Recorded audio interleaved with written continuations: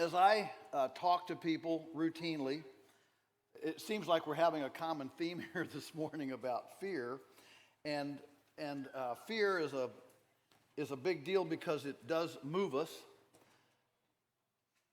But faith is what makes us stop. And I run into a lot of people who are beginning, who have dreams in this space, but they're intimidated by the number of things that it takes to actually, quit the town job, come back to the homestead, the farm full time. I always, I love homesteaders. For our first 20 years at our farm, we were, essentially glorified homesteaders, lots of acreage, but just basically growing for ourselves. And on rocks and gullies, it was hard to do a whole lot else anyway. Dad and Mom worked, and we were little kids, and so we had a big garden, milked a couple cows, and kind of fed ourselves. That was about it. But then when you move from there to, if you aspire, and I always enjoy this, how many people, if you could leave your off-farm job and make a full-time living on your homestead farm with your family, we'll call it a farmstead, we'll combine the two, your farmstead with your family, how many of you would do it? Yeah, okay, that's what I thought. So that's what I want to talk about here this morning. What is holding you back? What do you fear? Here are seven things, so all right, you can number them through, things that frighten people from success. I have found, even in my own life, that a lot of times I fear success more than failure. Failure is easy. Anybody can fail, and you can, cry in your beer and, oh, yeah, I've been a victim and the world's against me and and all that. Failure is easy. But boy, if you succeed, oh no, what am I going to do now? We just had 2 weeks ago Oliver Anthony. You know Oliver Anthony, Richmond, north of Richmond? Well, he's made a bunch of money all of a sudden, so he bought a farm, and turns out he's a fan. He called me, he said, would you come down and brainstorm with me how to handle my farm? I said, I got a better idea. How about you coming up and seeing what we do? And then if you still want me, I'll come down, but otherwise, come on up and do this. He said, you mean I can come? I said, yeah, I'll take you around the farm, on one proviso that you have dinner with us and sing for our farm crew. And he said, oh, I'd be glad to do that. And so he has, if you know his story, he has gone from nothing to, and now, he's got a bus, he's got an agent, all this stuff, and he doesn't like it. And it's been troubling. Success sometimes, and I love him. I'm not saying anything that's inappropriate here, but just sometimes we're intimidated by what if I am successful? So here are seven things. The first fear that I think that most of us have is knowledge. Knowledge. How do I do this? What do I do first? Where do I start? After the 2 days with Neil Kinsey, how do I learn 5% of what that guy knows? Right? Yeah. It's that whole thing, that the fear of I don't know enough, I don't have enough knowledge is intimidating. It's paralyzing, in fact. All right, so each of these, I'm going to give you the fear, and then I'm going to give you the solution. All right, that's how we're going to go through this. All right, so solutions. Number one, start with what you like. If you don't like goat, if you're not a fan of shoving goat meat, don't get goats. If you don't like parsnips, don't grow them. Because you might have to eat your way through your inventory. Do what interests you, not what someone else says you should do. And expose yourself to lots of options to find out what resonates. A lot of times, our little silos, and we have our little things, and we don't allow ourselves the eclecticism to see what's out there. Start with what you like. Number two, do the opposite of industrial anything. All right? The conventional advice is always wrong. I think I know where our local extension office is. but I don't go there. If you want advice, the Dave Ramsey proximity principle is what you're after. You get as close to somebody who's doing what you want to do, and you just snuggle right up to them, and you bird dog them. You read what they've read what they've written. English major, read what they wrote. You read their stuff. You watch their videos. You hook up with them. All right. When we started, all the advice was, Dad went to conventional people, experts. How do I make a living on this farm? All the advice was graze the woods, plant corn, build silos, borrow more money, build a Tyson chicken house. This is the conventional advice. I suggest you farm like a lunatic. Do the opposite of industrial anything. Number 3, start small. Think embryos. Around our farm, you run into most people, any business advice, when you have an idea, they'll say, well, have you thought about how big this can be? You know what? Around our farm, we always start with how small can it be? Because if it doesn't work small, it won't work big. There's nothing about big that will solve your small problems. We run into this a lot with people that they think, that our apprentice program, he's successful because he's got all this free labor. Yeah. Let me tell you about the broken hitches and the bent off, pole building things and the rolled pickup trucks and yeah, it's free help, all right. If you're not running an efficient, successful, awesome operation yourself, there's nothing about getting a partner that will help you. It'll just complicate the situation. And you don't need somebody on your heels all the time asking you, why are you doing this? Why are you planning that? Why are you doing it this way? You'll just get nuts. So start with embryos. How small can it be? Don't seek the ship. Innovate with prototypes. Don't jump off a cliff and sink the mothership. Test things before going whole hog. We do experiments all the time. Do little experiments. Experiment with 5 chickens. Experiment with 3 tomato plants. Experiment with 1 set of, a canning processing deal, okay? Number 4, start something. Start something, anything. Don't worry about if it's right. Don't worry about if it's wrong. Don't worry about if it's good, bad, indifferent. Fill your space. Start with something. Movement creates movement. Inertia works both ways. If you're not doing anything, you tend to want to, a body at rest tends to want to stay at rest. But if you're moving, you get momentum. I mean, even if it's a quart jar of mung bean sprouts on the windowsill, start with something, anything. Bees on the rooftop if you're in the city. A little 12-inch by 12-inch vermicomposting bin under the kitchen sink. Okay, you can do that. If you don't have any land, pot gardens. Gardens in pots. Well, pot garden, that's okay too. Those of you who know my libertarianism know that it's all good. All right.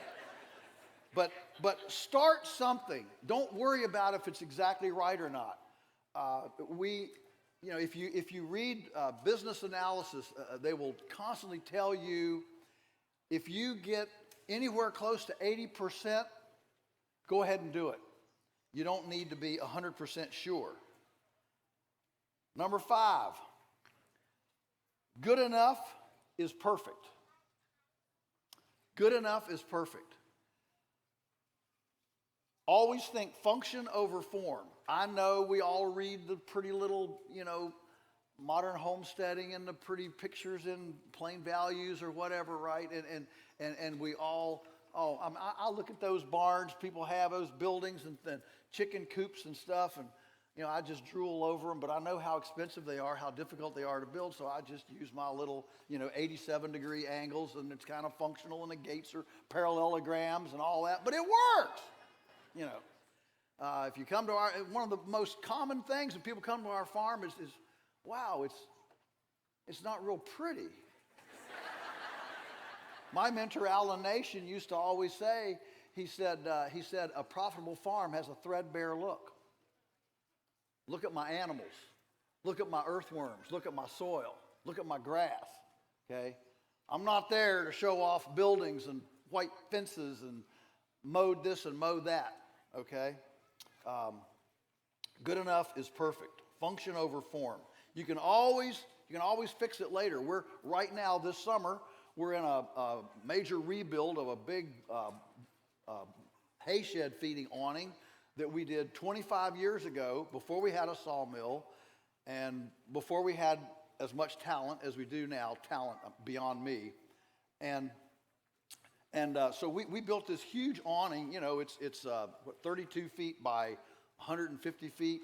And man, over the years, we have generated mountains and mountains and mountains of compost under that thing with our, carbonaceous diaper. But the rafters, again, we didn't have a sawmill, so I just went in the woods and I kind of selected as straight of trees as I could find, and those are the rafters. So the roof kind of has some, few waves in it, and we can never actually get it to be watertight. There was always some drips, because it was just not exactly flat. But it lasted 25 years. Now we have a sawmill. We have better craftsmanship on our team, and so we're tearing it down and rebuilding it. What if I had said, we're not going to build this until we can build it right with, dress lumber and all square and perfectly right? We would have missed 25 years and thousands of tons of compost for soil development. Okay? Good enough is perfect. Number 6, and I know, Neil Kinsey just had to slide up here. If it's worth doing right. Neil, I love you to death, but you're wrong. The truth is, if it's worth doing poorly first. Nobody does it right at first. And what happens is, we have that thing in the back of our head, some matriarch or patriarch in the family, it's worth doing right, And it intimidates us because, I'm not sure what I'm doing. I don't know if it's right, so I don't do anything. Listen, think about it. You got a family shindig coming up. All the families are together. And the latest little family addition, Emily Sue, right? She's 9-10 months. And she's crawling around on the, floor with her diaper. And all the adults are yak, yak, yak, yak, yak, And suddenly Emily Sue, she comes up and she grabs hold of the side of a chair, and she kind of pulls herself up and she's kind of tottering there, and probably her mom sees her first and says, oh, look, Emily Sue, she's standing up. This is the first time she stood up. And of course, all the adults, they look at Emily Sue. Emily Sue's sitting there, and she's looking up. All the adults look at her, and she's terrified. Center of attention. She loses her grip, plops down on her diaper, right? What do all the adults do? Well, they get around Emily Sue and say, well, if you can't walk any better than that, just quit. No, what do? They say, oh, come here, let's get over here, just put your handy up here, let's try, let's get up and, we don't walk well first, we don't talk well first, we don't poop, well, I guess we poop, but we just don't know where to put it. We don't do anything well first. So I want you to promise yourself, when you leave here and you go home and you take some of this information, you do some new things, some trial things, I want you to promise me you'll look in the bathroom mirror. Everybody's got a mirror in their bathroom, right? You look in the mirror and you tell yourself when you're intimidated about not doing it right the first time, you'll hike your diaper up. You look in the mirror and tell yourself if it's worth doing poorly first. Okay? That'll get you over that hump. Second fear. Oh boy, time. All right. Second fear, acquiring land. How can I afford to buy land? Where should I buy land? All the things about land. Here's the solution. Divorce land ownership from farming. All you need is access to land. You don't need to own land. All you need is access. The essence of a farm is not the land. It is what a farmer does to land. What's the difference between a farm and a park? A farm and an industrial site? A farm and a residential? The land is all the same. It gets rain, it gets sun, it grows grass, whatever. It's got soil. What's the difference? The difference is a farmer. Now, one of the problems is we've tried to preserve farmland with policies and different things and nonprofit organizations, and we're not preserving farmers. So, how do we do this? Number one, have a mobile farm, portable infrastructure. One of my favorite stories is a lady in Edmonton, Canada, big city, living in a 5th floor condominium, desperately wanted to farm, had no land, no money, but she just wanted to farm desperately. But she realized, I've got one friend that has a backyard. So she went to this friend with a backyard. She said, would you mind me putting something like, a 10 foot by 10 foot, well, she probably used meters, but anyway, a 3 meter by 3 meter garden in your backyard? Friend said, sure, that'd be fine. So she puts it in. Well, next thing, the neighbor of that lady's looking over the fence. Boy, that's a pretty garden. You think your friend would put one in my backyard? And so, well, I'll ask her. Of course, yes. I met her 18 months after starting with the first yard. She quit her job. She was farming almost 20 backyards. Her entire farm was hand tools in saddlebags on her bicycle. She bicycled from plot to plot in the city. Full-time farmer, had a part-time assistant, and the name of her business was On Borrowed Ground. Is that not a cool story? So every time I hear, I meet somebody like this that's worse off, has a different context, a more difficult context, and somehow they power through. My dad used to say, if at first you don't suck a seed, just suck and suck and suck until you do suck a seed.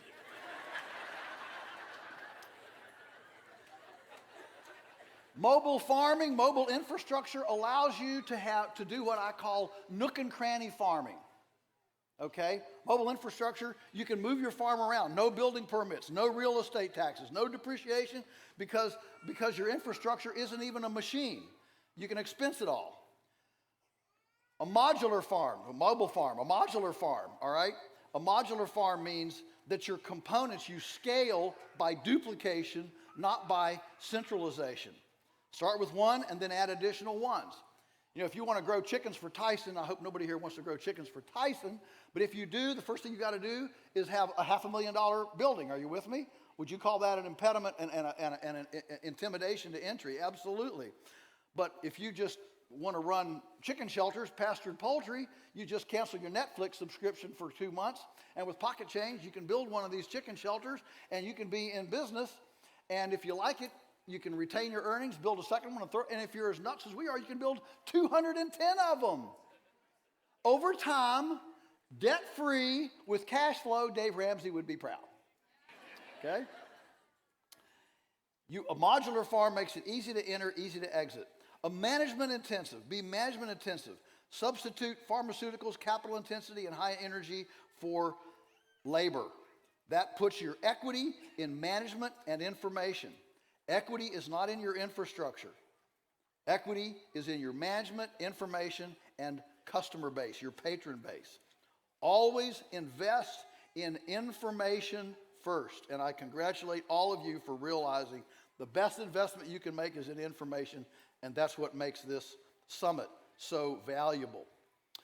So practical options: you can rent, you can caretake. There are people all over this country that are elderly, that have land, that would like to not go into assisted living. If they could find a young person, a young couple, to come and clean their house, cook a couple meals a day for them, and they'll basically give you the keys to the kingdom. I mean, I get letters from 80-year-old people. Can you find me a young person to inherit my farm to? My kids will just sell it, and can you find me a person to give it to? If you're a young person, you've got to show yourself worthy, though, to do this. You can partner with someone. You can squat on land. You can piggyback by adding an enterprise to an existing farm. There is not, sorry to be on the kick of pastured poultry, but let me tell you, there is not a piece of land in the world under persimmon trees, apple trees, in wheat farms, any land in the world that wouldn't benefit from having pastured poultry on it. All right, third fear. Fear number 3, finances, running out of money. What happens when I don't have a paycheck? When do I leave my town job? Can we get this up and running fast enough? Cash flow, how do I get from payday to payday in farming? Solutions, number 1, be debt-free. Be debt-free. Live cheaply. Cut your expenses by growing your own food. Dropping your utility bills. Yes, that means turning off the air conditioner. Wear junk clothes. Stay home. You're not living in the city, you're living in the country. If your kids have to be in all the little leagues and ballets, stay in the city. If you can't figure out how to substitute the joy of ballet and little league with salamanders and hunting frogs and fishing around the pond, you're not very creative. Buy used and wait for deals. Be patient. Speed is expensive. And no mortgage. I like to tell people to have a nest egg for at least 1 year. This takes the pressure off. Teresa and I did this. That's when I made my jump. September 24, 1982, big day in my life. Left that town job, came back to the farm after we had a 1-year nest egg. And I fully intended to go back off farm. I said, we're probably going to run through it in a year, but in a year, we'll get so many projects done by me being here all the time that maybe my total time away can be cut from 15 to 12 or 12 to 8, or you see. And turns out that little nest egg became like the widow's cruse of oil, and it just kept on because we had cut our expenses so much. We grew all our own food. We had our own firewood. We drove a $50 car. In fact, we took our honeymoon in that $50 car and drove it for 3 years. It threw a rod, and I sold it for parts for $75. That's the way I like to buy cars. You can't do that with a horse and buggy, let me tell you. So get your nest egg down. This lets you dive completely into your new venture, totally put yourself into it, and what's the worst case? You go back to work for a while. Fill in with piecework. Okay, fill in with piecework. There's always somebody around that needs some help building a fence, running a sawmill, planting trees. There's 1,000 ways to earn money in the country. Ken Sherabach wrote a book about that, 1,000 Ways to Earn Money in the Country years ago. I don't know if it's in print or not, but I mean, he had everything from belly dancing to whatever.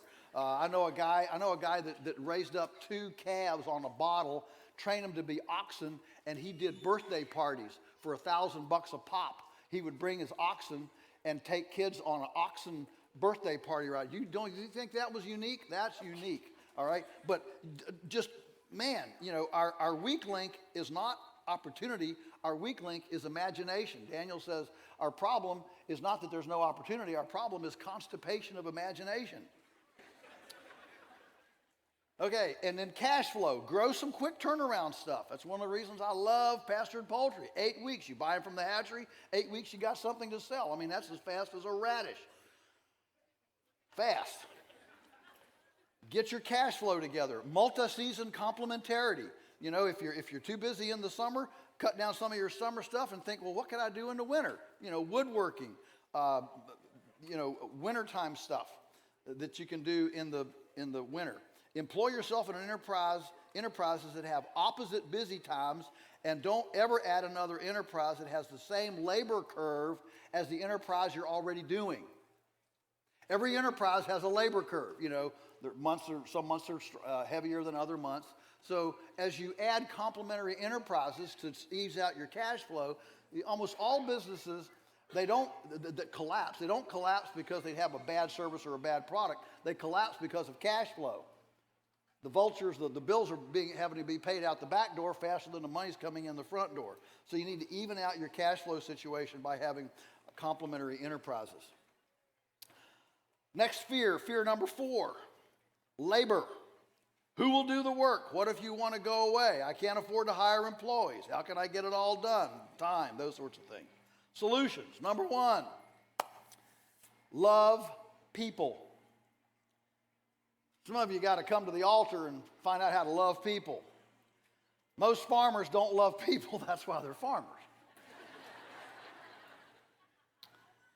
This is not a normal farmer characteristic. Most farmers have a much better relationship with their horse or their tractor than they have with their spouse, because the horse and tractor never roll their eyes at you, and question you, and they're always happy to see you.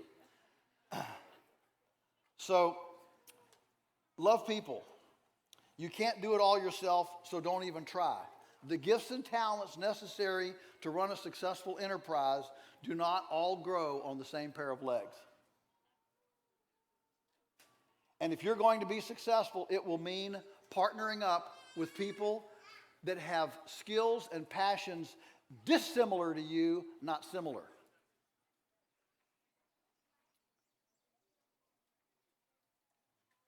Number 2, incentivize the team. And I'd love to go in this. I can do a whole hour on this, but I just have to go. If you want this all laid out, it's in my book, Fields of Farmers, germinating young farmers. But you don't want employees. You want commission-based, performance-based partners. Carve out fiefdoms, even for your kids, okay? Don't have the kids doing unincentivized chores. If you've got some chickens and they're gathering eggs and you're 4-year-old, turn the egg enterprise over to the child, pay them a certain amount per dozen eggs.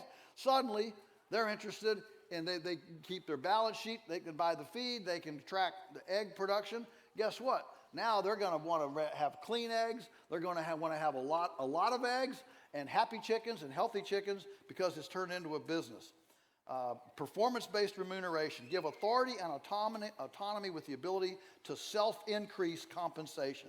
On our farm, every single one of our team members, we now support about 22 full-time salaries from our farm, and every single person knows that if they can think up of a complementary enterprise that they can add to the mix, that's their baby, we're all for it. So we've got all sorts of things going on that are things that I would never do and really don't even have much interest in, but they generate income for somebody. Number 3, build collaborative and synergistic partnerships. Shared risk is key. You don't want employees, you want shared risk partners. So you have memorandums of understanding, subcontractors, and it might mean that some things aren't done the way you do them. We had an apprentice that wanted to stay. And what do you want to do? So I really want to, he was very, very mechanical. And he said, I really would just like to have a farm shop and just fix things. So we sat down and developed a business plan for Farm Fix. I named it. I'm a wordsmith, so I get to name these things. Farm Fix. And he took over the shop. And I mean, he took over the shop. He poured concrete, put in lights. I mean, you could do dental work in there. But suddenly we didn't have to take anything to town anymore. Everything's done on site. And guess what? Neighbors started coming over, getting brake jobs and things. And it started outreaching into the neighborhood, into the community as people started coming over. I'm sure it was illegal as sin. We didn't ask for a permit, but it's wonderful, okay? Always look for your sweet spot, which is at the intersection of, so if you're making notes and you're drawing, draw 3 circles that all intersect at some point. One of them is what you know, one of them is what you love, and one of them is what you're good at. Know, love, good at. Where they intersect, that's the sweet spot in your life. And if everybody puts all their attention on trying to maximize the time where those 3 things intersect, what you know, what you love, what you're good at, that's our sweet spot for life. So that, as Alan Nation said, as you age, your goal is to eventually arrive at a point where when you get up in the morning, you don't have to do anything you don't want to do. And I'm really close to that, really blessed in that. Create community. People cover for each other. Cross-training. Leverage individual gifts and talents. Share equipment. Create this sharing community deal. All right. Fear number 5. Fear number 5, marketing. Man, there's not enough people that are interested in my stuff. I can't sell anything. If they don't buy, they're rejecting me, and I'll get depressed. This is my, these are my special carrots, If I charge a fair price, I'll look mercenary. These are all intimidating fears of people when they start hearing about marketing. Solution. Diversify the portfolio. Diversify the portfolio. Remember, it's easier to find 100 people who will spend $1,000 with you than 1,000 people who will spend $100. The hard part is getting somebody to buy your stuff. We live in a frenzied, frenetic, hurried, harried lifestyle, and you've got to have people, to get people to stop and take a look. It's better if you've got a customer to offer them something else. That's an easy dollar rather than finding another whole person with the one item that you have. Nobody makes money on the first sale. Your own money is only made on subsequent sales to the same person, because capturing that person initially is just too expensive. You can do this a couple of ways. You can value add something to your current product. So you can have whole chicken, you can have parts and pieces chicken, you can have chicken broth. You can simply manipulate your current product to make it worth more, or you can add other complementary items, honey, vegetables, apple juice. Your happy customers always want to buy more from you. And so they're constantly asking for, what else might you have in your portfolio? Listen to them. A lot of the things that we've added over the years have been a result of listening to our customers. Create commission-based partners, all right? Some people love to sell, turn them loose. If a person can sell used cars, they can certainly sell carrots and eggs. So, selling is an actual customer interaction to get someone to turn loose of their money. People are really good at that. Hook up with them. Often, these are women. All of our salespeople, they're all part-time, and they're all women. Why? Because all of our customers are women. Women buy the food, men don't. Men just open the refrigerator and say, honey, I can't find it. That's all men do. And then there's, of course, electronic aggregation. We're moving away from bricks and mortar interfaces. So it's expensive to own and operate and maintain the cash register, bathrooms, and all the brick and mortar stuff. So there are all sorts of neat electronic retail interfaces now that will work with this. And don't be too weird, okay? I know that one of our successes has been that we're producing beef, pork, chicken. We're not producing bison and emu and whatever, arugula. Alan Nation used to always tell me, he said, in marketing, you can't be but so weird. You can be a nudist or you can be a Buddhist. But if you're a nudist Buddhist, nobody will trust you. They won't buy from you. So sell common things, preferably consumables. Be different, but not weird, okay? And don't fret the uninterested. Don't fret the uninterested. Leverage the choir, okay? The chances are, if you're selling good food, selling to Sheetz gas station is not your customer. Walmart is not your customer, okay? And remember that in your marketing, it's all about them and their needs, not about them. And look at your interface and say how difficult it is. If I wanted to buy from me, how difficult would that be, and break down those barriers. Fear number 6. I might go over here a couple of minutes. I hope that's okay. If they run me off, I'll run off. Okay. Fear number 6, business. The fear of business. A lot of people in our country think business is bad. I mean, just, these are the commie, pinko, liberal, whatever. Probably most of us here don't think business is inherently bad, but that's a real problem that I run into. What if it makes a profit? I'll have to pay taxes. Oh no, pay taxes. Besides, profit is evil. That's selfishness. What about administration, accounting, insurance? My head will explode. Maintaining margins and keeping the bills paid. This is scary stuff. What if somebody sues me? All right. These are all legitimate and real business fears. Solution number 1. Bookkeepers and accountants are everywhere. Hire one. There are people out there who actually love counting beans. Let them count beans. Pay them to count your beans, okay? It's okay. It's okay. Number 2, categorize everything. Know your enterprise margins. Don't just lump, if you're raising broilers and turkeys and layers, don't lump it into feed. Separate it out so you can run marginal analysis on each enterprise, because generally one enterprise carries the others. So figure out which enterprises are carrying and work your numbers so that all of them you either get rid of the ones that are in deficit or you figure out how to help them. Segregate down to the minor details so you can tease out individual performance. Number 3, do time and motion studies. Time and motion study. Look, nobody owes you a living just because you're a noble farmer. We farmers, a lot of times we carry this chip on our shoulder. If it weren't for me, the world would starve to death and all that stuff. No. If it weren't for you, somebody else would go farm the land and everybody'd be happy. So, you're not going to save the world. Nobody cares. Nobody cares, okay? So keep a personal time card so you can create benchmarks. How long does it take to plant a foot of carrots? How long does it take to gather a dozen eggs? Because when you do this, when you do your time and motion studies, then you can actually have something that's duplicatable to somebody else.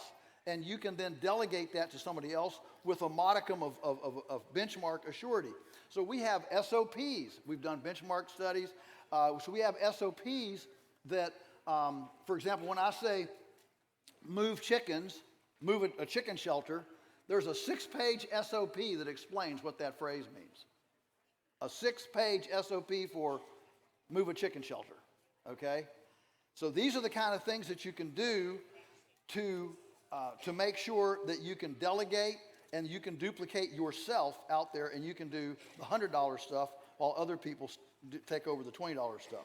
Stay in your unfair advantage. What do you do that nobody else can do? What do you do better that other people can't do? For example, we sell firewood, okay? We sell firewood. What's our advantage? Our advantage is selecting the right trees to cut and bringing it down. We can't drive a truck any faster. We can't split it any faster. We can't deliver it any faster than anybody else. So we just cut it, bring it down, put it in a big pile, let people drive their own pickup trucks and their own splitters and come and get it. And we stay in our lane. And that gives all the men a reason to justify owning a pickup truck to their wives. Beyond just throwing beer cans in on Friday night. So, number 5, insurance. About insurance, shop around. Don't tell them everything if you're a bit out of the box. They'll always cover you once. Your chance of being sued is in direct proportion to the amount of insurance you have. The more insurance you have, the more chance you have of being sued. So minimize your risk, have just what you need. Separate your business from your personal assets. Make an LLC, a C Corp, a trust, S Corp, whatever. Alan Nation used to say, the reason every single person needs a business is so you can enjoy your life with pre-tax dollars. So we don't own our car. The Polyface rents our office in the house. There's all sorts of things that you can expense off if you have a business. So that's one of the biggest reasons to have one.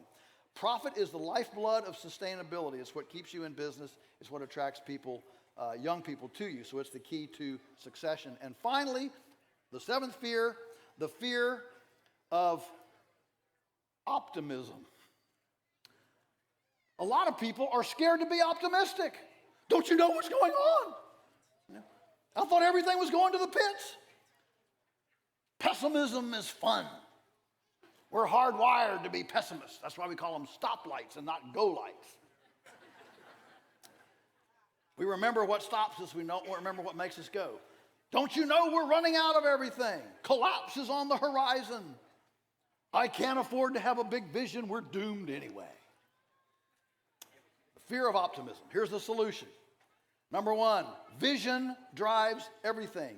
Concentrate on what you'd like your community to be like, and then make it happen. Question: if time or money were not an issue, what would you do tomorrow? What would I do tomorrow? That's a great, profound question. If time or money were not an issue, what would I do tomorrow? And my response is, once you write that down, I say, then go do it.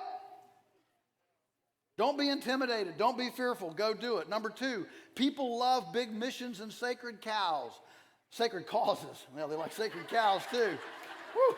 Man, I've done a lot of talking the last day. Sacred causes, all right? They're magnetic. They draw people.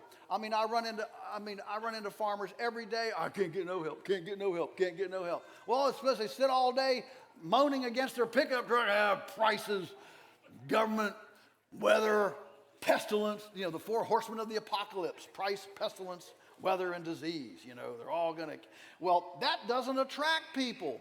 But if we're healing the land, building soil, creating clean water and clean air and nutritious food and shutting down the hospitals because everybody's healthy because we're providing healthy food, those are magnetic, attractive visions, and young people are attracted to that. We got to beat them off with a stick. We have over 100 young people that apply to our 11-person stewardship program every year. The reason we have such great ones is because we get to be selective. People love, even young people love sacred causes. You're not just a farmer, you're an ecology masseuse. Do something that's noble enough to attract the best and brightest youngsters. Fire their fantasy. Broaden your borders. Read eclectically. Read eclectically. Expose yourself to healers in economy, in emotion, in ecology. And faith eventually trumps fear.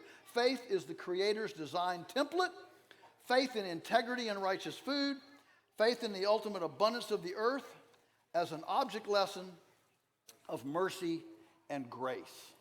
And if we present our farms in that perspective, people will want to come and join us. My dad used to say, for us, every bush is a burning bush. And now, if you want a book, I've had numerous people kind of lost this year. But Chelsea Green over there, Chelsea Green has all my books, and I'm glad to autograph them. Just run me down, and I'm glad to, but they're all with the Chelsea Green booth. I appreciate their partnership in this. And in the whole summit as well. So, are we going to be scared? No. Are we going to go forward? Yeah. So now may all of your carrots grow long and straight. May your radishes be large but not pithy. May tomato blossom end rot affect your Monsanto neighbor's tomatoes. May the coyotes be struck blind at your pastured chickens. May all of your culinary experiments be delectably palatable. May the rain fall gently on your fields, the wind be always at your back, your children rise and call you blessed. May we all make our nest in our communities a better place than we inherited. God bless you. Thank you so much.